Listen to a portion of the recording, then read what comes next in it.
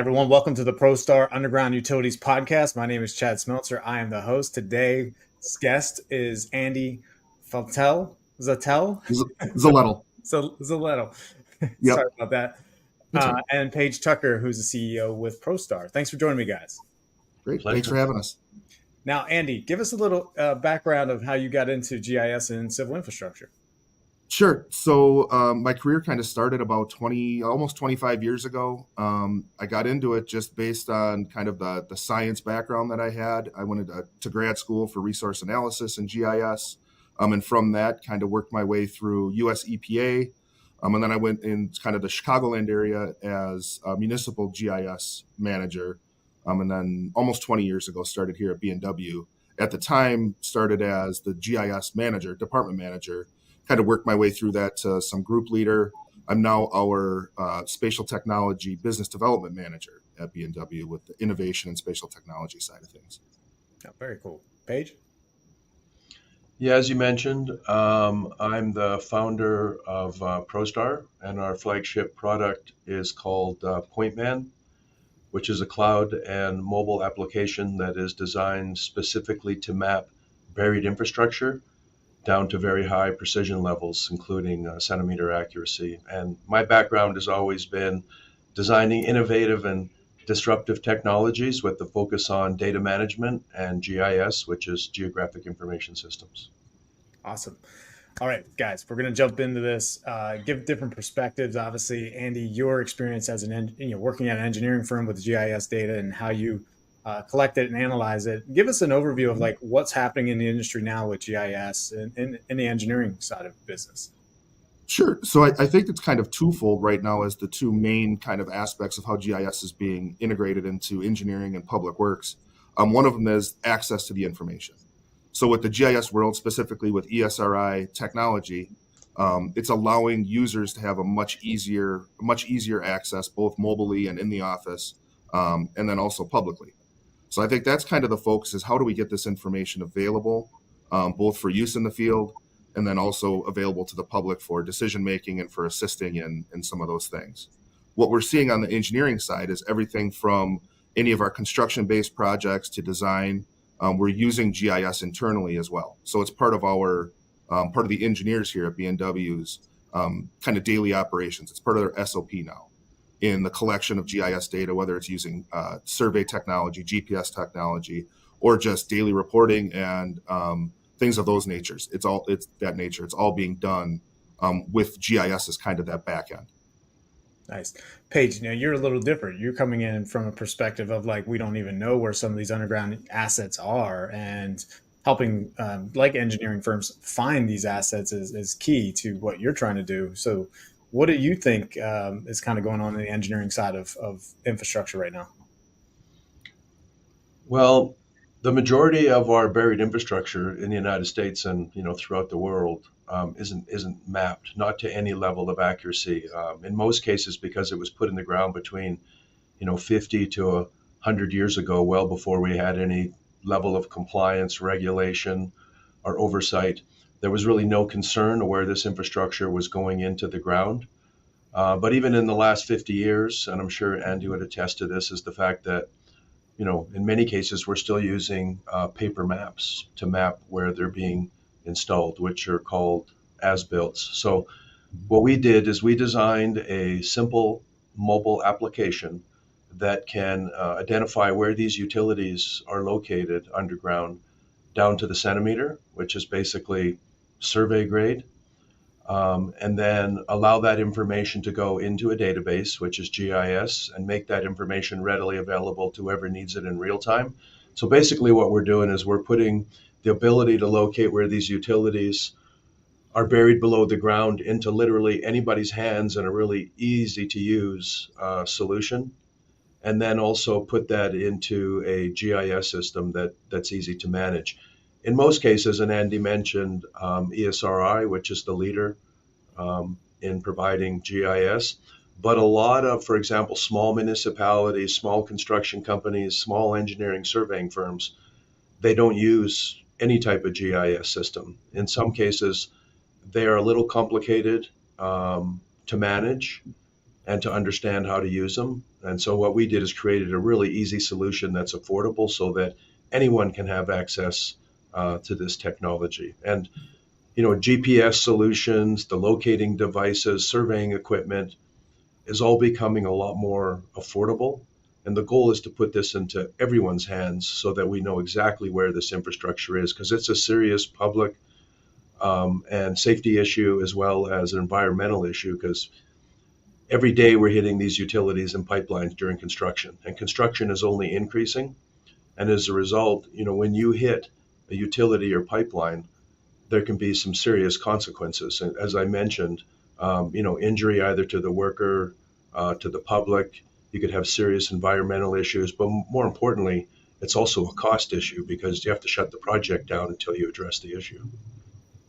Andy, you want to elaborate a little bit more on what he mentioned there? Yeah, actually, a lot of what was being brought up makes sense too, because we're seeing that too in the coordination. So I think even more on the, there's so much more construction going on, but there's so much more involved in that construction. So I think having an understanding of not only what you're working on, whether it's a water main or some drainage improvement, something along those lines, is knowing what else is around it. And if some of that infrastructure, we're seeing that on the municipal level as well, is trying to be as effective and efficient as they can in the work that they're doing. So on a street reconstruct is being able to understand, are there drainage issues as part of this? Is there water main that's aged on there? Do we need to look at doing this project more holistically as opposed to just a street resurfacing or restructure, and be able to coordinate that between all the utilities? That's kind of trying to maximize the dollar as well and the disruption to the public on having that being done. So understanding accurately and effectively where that underground infrastructure is paramount to those projects being able to be done successfully, quickly, on time, and on budget. So I think that that's where we're seeing is that expectation, not only of the elected officials in these municipalities and the public agencies, but also their constituents, and being able to know that their dollars being stretched and being spent the most effective way possible. Now, Andy, when he mentions, Paige mentioned earlier about paper-based maps, we were talking. Is that still like a common theme with a lot of the cities you're working with? There is, and but we are seeing a concerted effort to try to move away from that. Again, we're seeing, just like Paige was mentioning, that some of the smaller firms aren't using GIS technology yet. Some of them aren't using the GPS and the higher accuracy GPS and GPS units that can handle that. So it's about that kind of shift away to try to move to more digital based as-builts. So there still is some of that that's out there where we're seeing paper based as-builts being delivered and things along those lines. Now we're seeing municipalities pushing to say, okay, we don't want that. We don't even care what that is. We want you to take that as built and basically update it in the GIS based on the information that's being collected in the field. So we're seeing a little bit of a shift in that. Again, it's slow, but it's understandable that it's slow. It is still an expense that contractors have to deal with, and something that is kind of outside of what the expectations are of them, right? They need to put the water main in the ground, or they need to reconstruct the road. They don't need to update data for that. So I think it's finding that balance to make it easier. And to be honest with you, it's getting more cost effective. So we are seeing a few of those firms that in the past traditionally were not doing that. They were paper based, but because of the software costs coming down, the equipment costs coming down and being more affordable and easier to use, you're seeing more of them shift to that because it is a cost saving measure on the actual construction side of things too. Makes sense. Uh, can you kind of overview with the audience like what the process is for an engineering firm when they first get a project to kind of analyze? I would imagine the underground utilities is the first thing because you got to figure out where they are. How did that Yep. process works? Sure. So from our end, and I don't know, Paige, if you want to jump on the first part of that, on the construction phase or on the design phase too, on how we use the equipment to find out what's underground.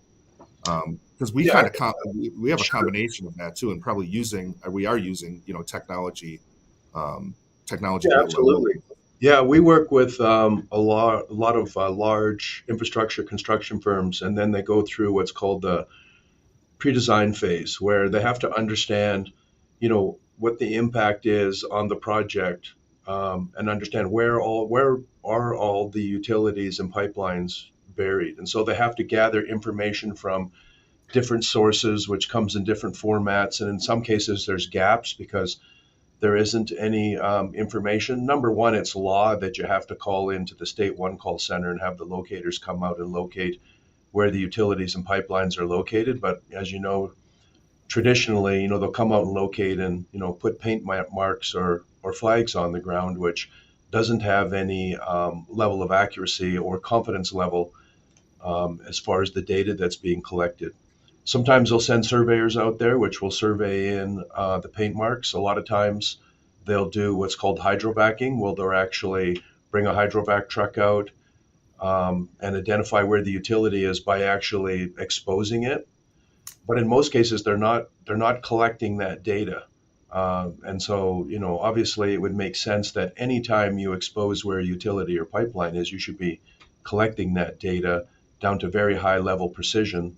Number one, you have a better understanding of where it is during the construction phase of the project, so you can avoid hitting it. But number two, you can provide that information back to the stakeholder, be it the utility owner or the pipeline company, so they can update their record. So it's actually a pretty complicated phase of the project. In most cases, a lot of these construction companies will put anywhere between about a 2 to 5% contingency on the Mhm. overall project based on the fact of the liabilities of hitting utilities and pipelines. So if you can reduce that liability by identifying where these utilities and pipelines are buried with a very high level of precision, taking the time, using the proper company, be it an engineering surveying firm, utilizing the proper equipment, you're going to significantly reduce the liabilities and the probability of hitting utilities and pipelines, which is a huge cost savings, creates tremendous efficiencies. But also, more importantly, you can provide that information back to the stakeholders so they can update their records, which in most cases, they're either not accurate or they don't have any records at all. Yep. No, and just to kind of build on what Paige was saying, that pre-design is huge. Just finding out what's out there, and you can kind of analyze the project. The engineers are able to look at the project. What are we looking at as potential conflicts? Is there more coordination that needs to be done with other agencies, whether it's the state or the county? And then from there, being able to use whether it's existing information or starting that point of here's where we're going to start getting as accurate as possible with what we have. Our surveyors will go out, whether it's with SULocate or just traditional GPS and survey equipment, and get that as best as possible.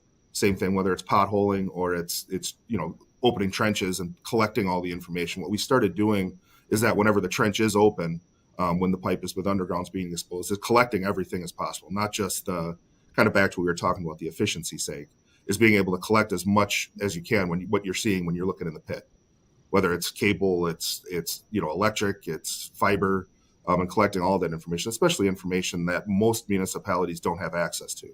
The private utilities are extremely difficult to get information on unless you collect it yourself. So I think that goes into that kind of pre-design, which then kind of moves over to the design phase, and that's where on the CAD level. So we do work closely. Our GIS software and our CAD software, all the CAD work that we do is very compatible. So the design phase will be done in CAD by our engineers, by our engineering staff, and then a lot of that gets moved over into GIS, or it's kind of a mirrored relationship. Those two are finally starting to play nicer together between GIS and CAD, whether it's AutoCAD or MicroStation, are playing much nicer together and not trying to do what the other one does, and working together, kind of collaborating at that end, which makes life a lot easier between engineers and GIS. What kind of cost is associated to this pre-design phase for you, Andy, when you go out? It all depends on the size of the project and the type of project, but it's usually a minor in compared to the project itself. And we're seeing it being more and more efficient in the way that we're doing it. Kind of like I had said before, we're actually at the point where we have over 200 entitlements, we call them, which are like ESRI field-based licenses that are used internally. Just that's B&W staff access to that. So it is, I'm not going to say 100%. We don't have 100% of our RPRs that are using GIS yet, but I'd say we're in the 90 to 95% of our RPRs are using GIS software to process the information that's being collected, or to be able to incorporate that going forward. So I always hate trying to put a cost on it. I wish I had like a percentage of what overall project costs would be on pre-design. Usually it's relatively small on more municipal level projects where there isn't as much coordination. When you start getting the feds and the state and counties involved, that's where that can go up because the coordination takes a lot more time. Yeah, it's a couple of days of on-site time usually, if we're talking about a couple of block stretch or 1,000 feet of water main. I would say it's usually a couple of days of field work and field investigation, as long as it's stuff that can be handled internally by our survey staff and our staff there, that it's a couple of days on site to plan that out, and then hours to a day of time on the engineering side of things to help, lay things out and get that ball rolling to, okay, here's what we're looking at for where we're at right now and what this looks like now, and then moving forward into that actual design phase. Okay, what's going in the ground? What's the plan for that, whether it's the path or the amount of work that's going to go into doing that. Yeah, I can elaborate on that a little bit, especially on. Please do. I just said rambling for a while, making Oh stuff. no, that's good. No, no, but on these larger, like you mentioned, on some of these, federal or state government projects, which can range from $3 to $6 billion. Mhm. They can spend anywhere between 6 months to a year in the pre-design phase, and then designating and really trying to understand, where all this buried infrastructure is, because they recognize the impact that it can have on the project, on the overall costs and any type of delays. And, as I mentioned, just the risk of hitting the infrastructure that's buried below the ground. I mean, you hit a major fiber optic trunk. There's some serious cost associated to that. Mhm. But even, you hit a pipeline, the environmentalists that, all of a sudden have to get involved in the impact that it can have, on the project, or high pressure gas line, which a lot of times can result in, an explosion. So when you're on these big projects, in some cases, there's thousands of utilities and pipelines that have to be located, and it can take a significant amount of time. I know we were on a project working with one of the largest infrastructure construction companies in the United States, and they said that on some of these projects they'll do 40 to 50,000, hydrovacs, which is the potholing. I mean, that is a significant expense on the project, but they have to do it because of the risk that's also exposed to them on these projects. Because in some cases, you're talking, as I mentioned, major utility lines that are buried below the ground that can stretch, across the country. Like in some cases, Mhm. you've got lines running from New York to San Francisco. You hit one of those lines, and then all of a sudden, Wall Street or Nasdaq is down. There's a Mhm. serious issue.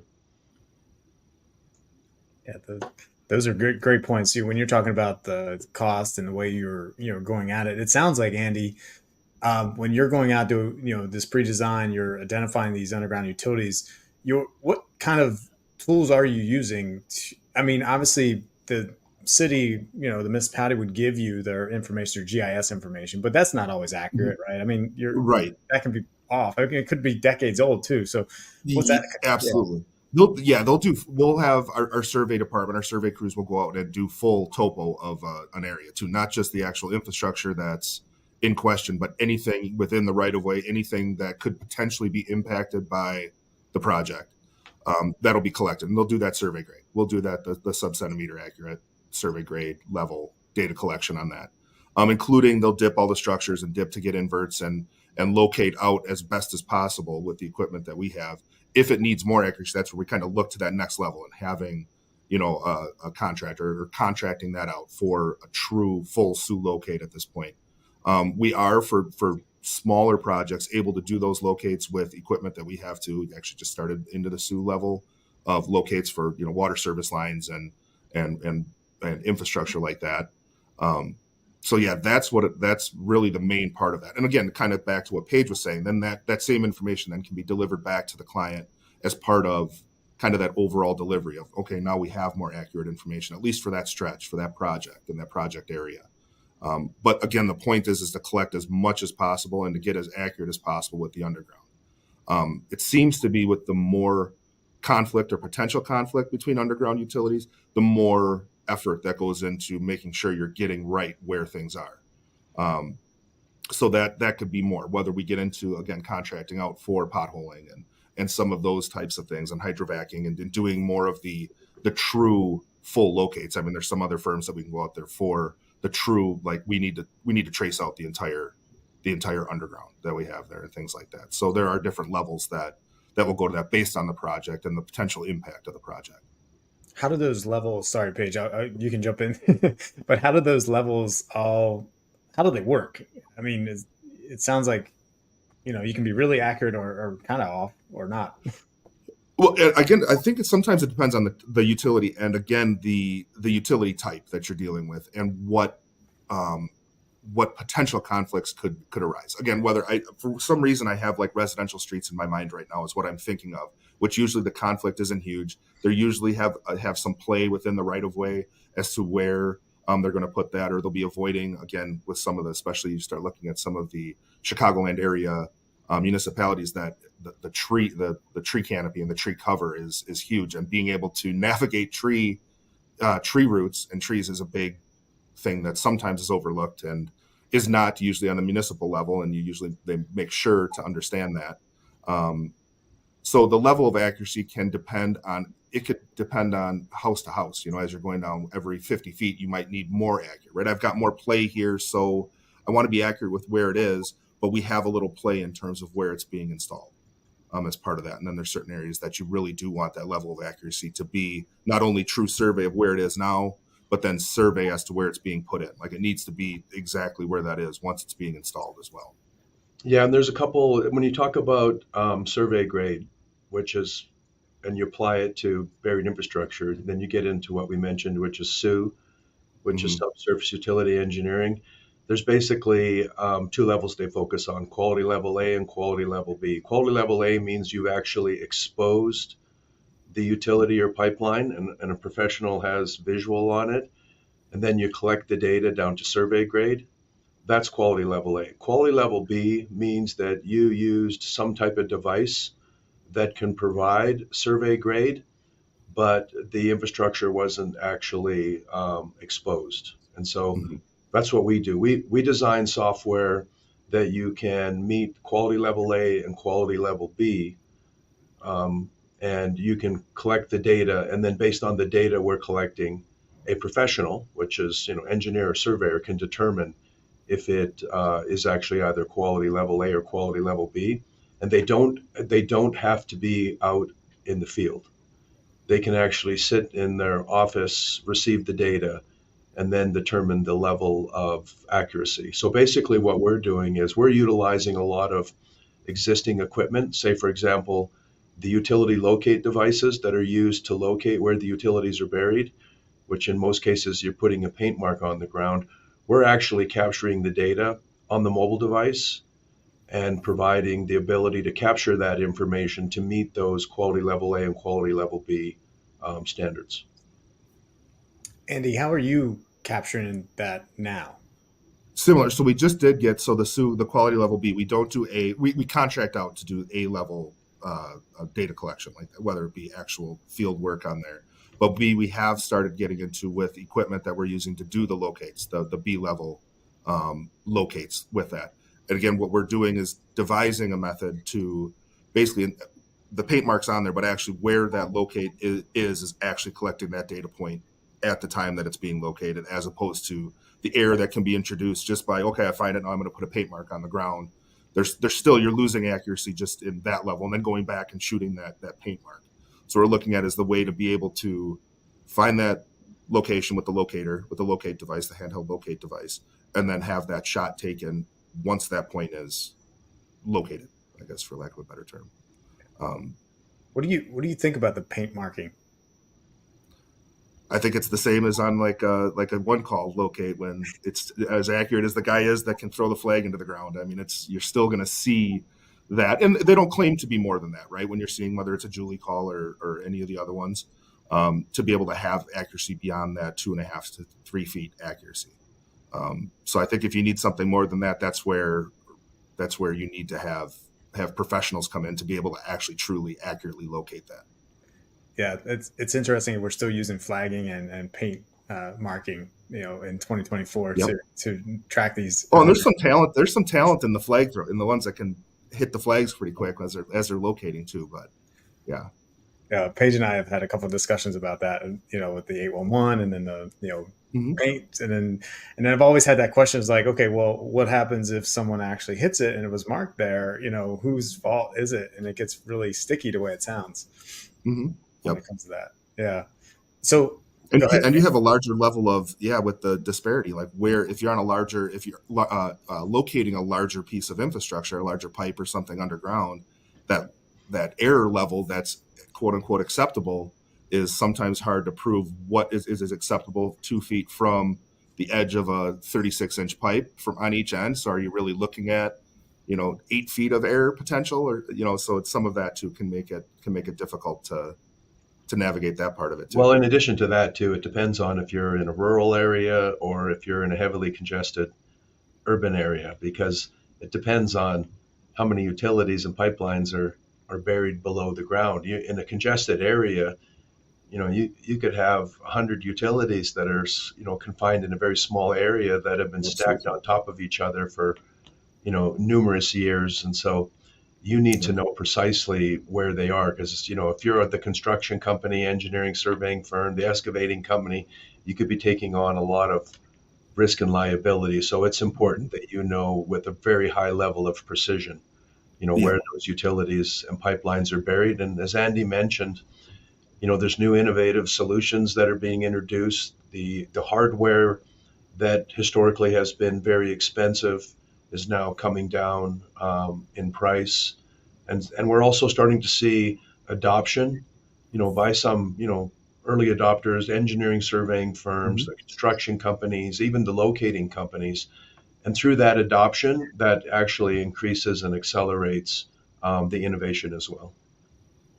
Yeah, I think that's a really good point too, and I think a lot of times what the focus needs to be on is being able to accept when we might not, or whoever's trying to do it might not have all the answers and be able to do it. Where you do need help, you might need to use a contractor. It's again at the end of the day, it comes down to having a successful project that's again on time and under budget, and everybody's happy at the end. And sometimes you need to get out of your own way to be able to do it, to understand that what this takes more than what we can handle, or this is something that we may need to look elsewhere, as getting some assistance and being able to find these things. I mean, the stacked having stacked utilities is a huge thing, right? A Julie locate might be able to show you some, but when utilities are on top of each other, and the most important thing is the depth of them, being able to get an accurate depth is just as important as to knowing where horizontally something is as well. I, So making sure you have the right tools to do that. I can only imagine the depth is probably off on a lot of these utilities. Yep. Yeah, and Oh, it's yeah. difficult. It's depending on where the read is coming from off the pipe. Like again, when you're looking at pipe size, it's that understanding. It's a 36-inch pipe, and if it's telling you where's it reading from, is a tracer wire on top, is something, how is that being shown, and what's beneath it, and what's above it, and how deep do we need to go for something is critical. Well, not only that, but a lot of information. It's when it comes to data management, and it's the old mantra: garbage in, garbage out, right? Yep. So a lot of the data that's in these systems of record, be it a CAD system or a GIS system, is either based on someone's own knowledge. We call it Bob. Like Bob knows where it is, and so if it's a gas line, it's supposed to be 6 feet in the ground. So we're going to put into the system of record that it's 6 feet in the ground because Mhm. that's where it's supposed to be. Or if it's based on as-built data that was then digitized and put into a GIS or CAD system, then you're relying on the information again from the as-builts, right? And that's going to be based on where it was supposed to be buried, the depth that it was supposed to be at. But how how it was supposed to be placed in the ground and how it was actually placed into the ground is always two different case scenarios, right? And also, Yep. utilities don't go into the ground perfectly straight, and they can also vary, as far as the depth. In some areas, it might be 5 feet. In some areas, it might be 4 feet. In some areas, it might be Yep. 6 feet. So, as Andy mentioned, when you actually go out there and locate where these utilities are actually located, the depth is also a very critical component to understanding exactly where they Yep. are located. Andy, how do you handle these urban areas where these utilities are just overlapping each other in an engineering side of things? Like, As best as possible, it's hopefully gathering as much information as you can, existing information, at least having an idea on piece apart the spaghetti that you're going to end up getting Hmm. as part of that. But then some of it does just end up with coordination with, usually when we're in those, it's coordination with whatever body is managing that. Survey does have a lot to do with it. We're popping manhole lids. They're doing invert elevation collection as best as possible for the underground, and just trying to map out as best as possible where everything is. I think that's the starting point, and then at least having an idea of where everything is, I guess, is a better way of putting that.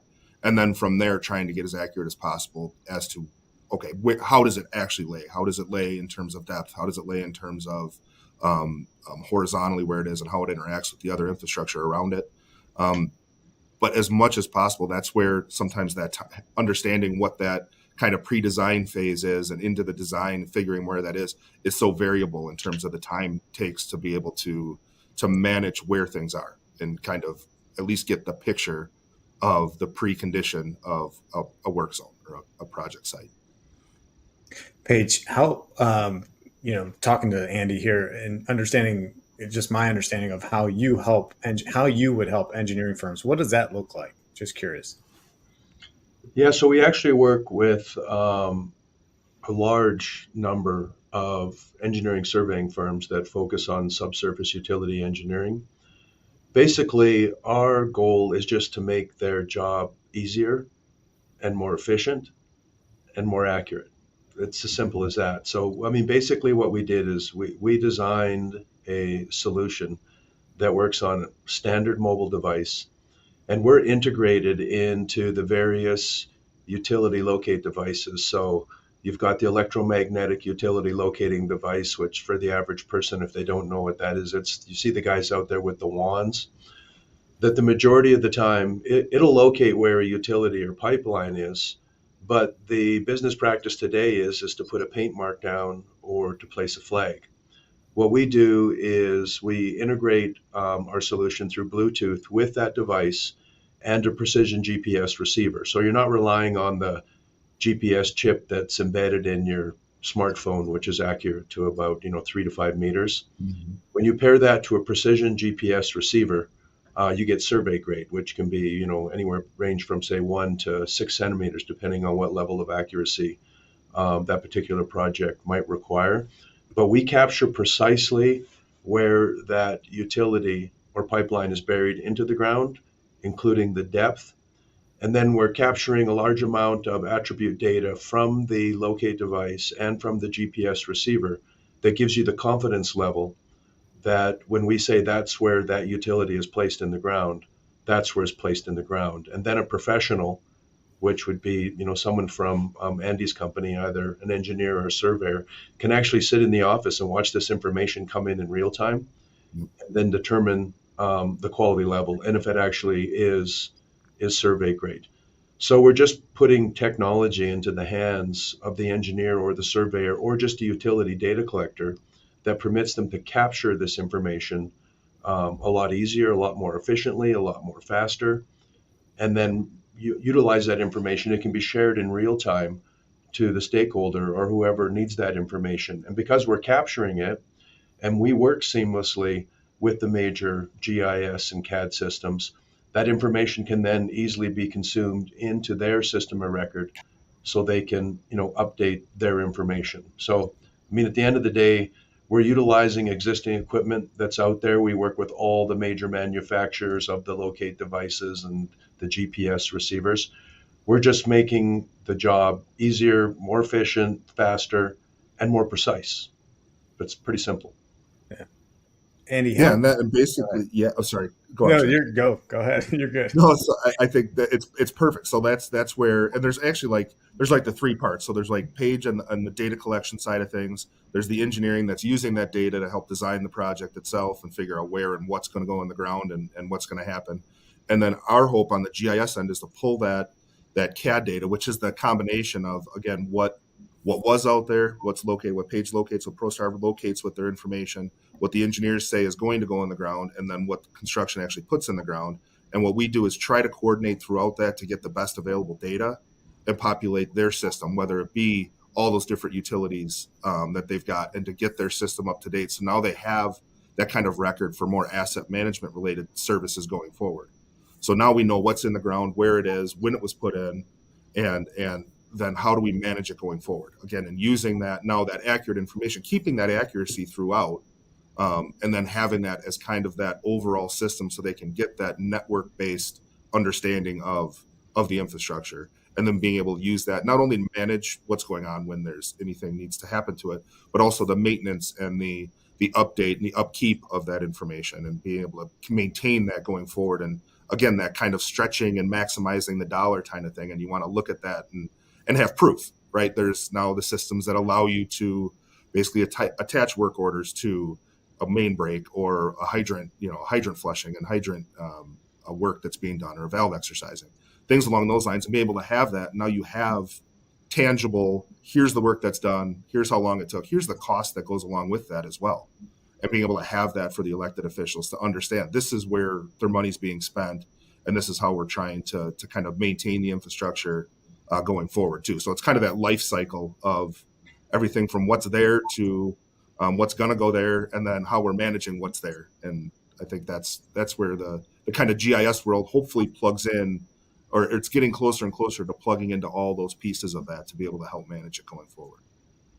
Yeah, that's exciting, because it sounds like the more we can get away from spray painting and flagging, and we can start utilizing technology, we can really cut some cost and save time. Absolutely. Yeah. Well, it's pretty simple, right? The better information you have, the better decisions that you can make. And historically, there's been a lack of good information. I mean, that's just the fact of the matter. Yeah, you got Bob. And it's a lack of like holistic information too, right? It's like I have a silo. I've got really good water system data, but my storm sewer, my storm infrastructure has been neglected forever. And it's about now hopefully marrying those and having all the pieces of information to make those decisions too. Yeah, That's a good point too. That's part of the issue is we have to unsilo and tap into all these of information, because in a lot of cases it's fragmented, right? As you mentioned, it's siloed, and we've got to get all this information into one centralized system and see how it all impacts one another. And that's been a difficult process to do in the past, but today we can do that. I was going to throw a joke in there and say, well, if Bob was out there doing abstracts and said it was 6 feet, but he was hungover, it was probably like 2 feet. No, who knows, right? But no, thank you guys. This is really good content. It's education is huge in this industry, where we need to get this out of sight, out of mind, and get our this information out there so people can listen to it, watch it, and understand more about what's really happening underground utilities. So we truly appreciate you coming on, Andy, and being a part of this episode. And Paige, you as well. Thank you for joining the episode. And look forward to maybe talking in the future. Absolutely. No, thank you very much. Yeah. No, gentlemen, I appreciate it. Thank you so much.